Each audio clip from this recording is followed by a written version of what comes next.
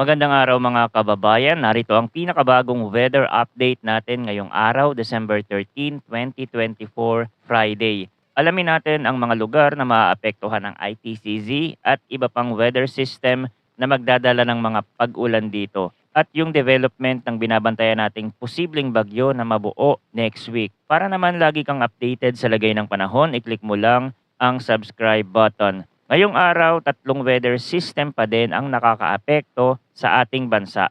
Ang northeast monsoon o amihan na nagdadala ng malamig na hangin at pag-ulan sa northern at central Luzon. Ang intertropical convergence zone ITCZ na nagdadala ng ulan sa southern Mindanao, ito yung nagpapabahana sa ilang lugar sa Mindanao kahit walang bagyo. At ang easterlies na nagdudulot ng mainit at mahalumigmig na hangin na nagdadala rin ng pag-ulan sa ilang bahagi ng bansa. Kaya't ang magiging lagay ng panahon natin sa iba't ibang rehiyon ay magkakaiba. Sa Basilan, Sulu at Tawi-Tawi, ang mga lugar na ito ay makakaranas ng maulap ang kalangitan na may kalat-kalat na pag-ulan at thunderstorm dulot ng ITCZ. Mag-ingat sa posibleng flash floods o landslides dulot ng katamtaman hanggang malalakas na buhos ng ulan. Sa Bicol Region at Quezon, maulap ang kalangitan na may kalat-kalat na pag-ulan at thunderstorm dulot ng easterlies. Sa Cagayan Valley, Apayao, Kalinga, Mountain Province at Ifugao ay makakaranas din ng maulap na kalangitan na may mahihinang pag-ulan dulot ng amihan. Walang inaasahang malaking epekto mula rito pero magdala pa rin ng payong bilang proteksyon. Ilocos Region, Central Luzon at natitirang bahagi ng Cordillera Administrative Region, bahagyang maulap hanggang maulap ang kalangitan na may isolated light rains dulot ng amihan. At sa Metro Manila at iba pang bahagi ng bansa, bahagyang maulap hanggang maulap ang kalangitan na may pulupulong pag-ulan o thunderstorm dulot ng easterlies.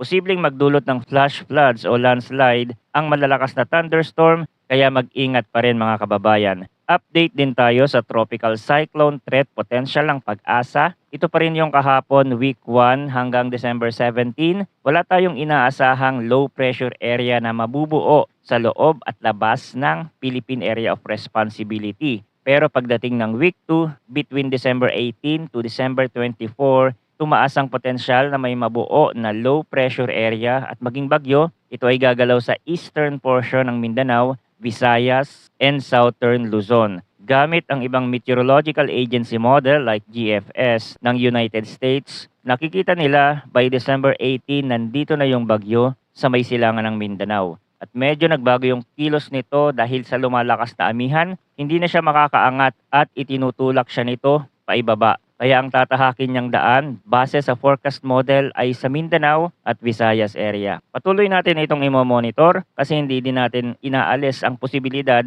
na malusaw ito at hindi na tumama pa sa kalupaan dahil sa lumalakas na amihan. Ang panahon ay mabilis magbago kaya't manatiling updated sa mga susunod na ulat mula dito sa channel para sa pinakabagong balita tungkol sa lagay ng panahon. Salamat sa inyong pagtutok at manatiling ligtas.